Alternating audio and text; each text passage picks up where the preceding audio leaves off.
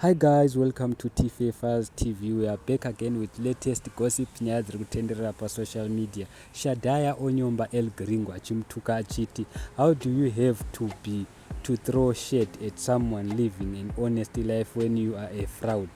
I mean, you ran away from Zimbabwe after defrauding Prophet Magaya and khama billiard about 30k.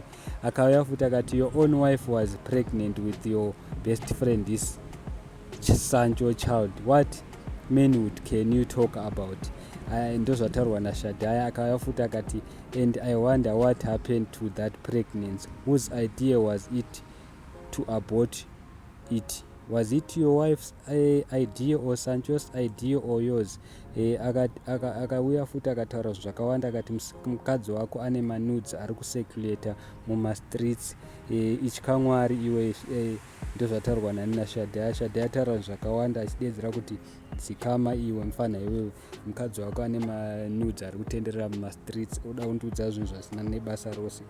Asi Elgringo naye azouya akataurawo akaposta akaita yake live akadedzera kuti mufana iwewe wakapusa iwewe, unoda kufarira ngoma dzaRick Ross munhu usingazivi nengoma dzachona auzivi kuti dzinoimbwa sei. Ndozvachitaurwa naElgringo. Kana muchida munogona kuenda pasocial media muchanoiona video yacho Elgringo naye apindurawo achiendawo kudivi achimudza kuti dzikama iwe.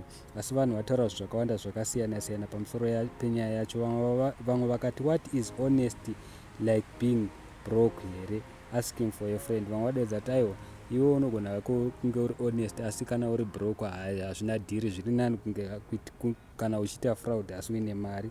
Vamwe vakati it's not like we care about it and stuff. Vamwe vari they are both too talkative, these people, we can't stand them.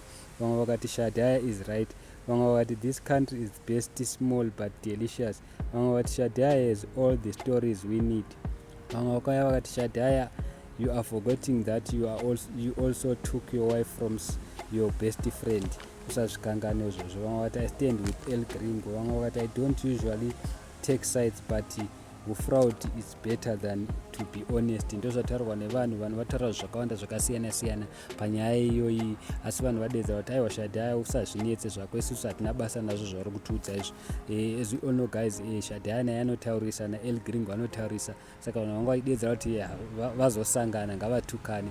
Asi it looks like Shadaya ndiye ataura zvinhu zvinorwadza too much, because ataura nezvekuti mukadzi wako akabisa nhumbu, wakamutora kune shamwari yako, akataura nezvekuti ane nudes, ane pictures ari kutenderera pasocial media. Saka it seems kana makatarisa azonyanya kutuka munhu too much ndiShadaya. So Elgringo angotaurawo nezvekuti iwewo ungatsamwire kuti unofarira ngoma dzaRick Ross munhu usingazive nekuti dzinoimbwa sei. So thank you so much guys, don't forget to subscribe. I'm out.